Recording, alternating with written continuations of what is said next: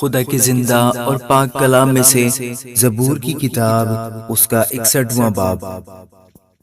اے خدا میری فریاد سن، میری دعا پر توجہ کر۔ میں اپنی افسردہ دلی میں زمین کی انتہا سے تجھے پکاروں گا۔ تو مجھے اس چٹان پر لے چل جو مجھ سے اونچی ہے، کیونکہ تو میری پناہ رہا ہے اور دشمن سے بچنے کے لیے اونچا برج۔ میں ہمیشہ تیرے خیمہ میں رہوں گا، میں تیرے پروں کے سایہ میں پناہ لوں گا، کیونکہ اے خداوند تو نے میری منتیں قبول کی ہیں۔ تو نے مجھے ان لوگوں کی سی میراث بخشی ہے جو تیرے نام سے ڈرتے ہیں۔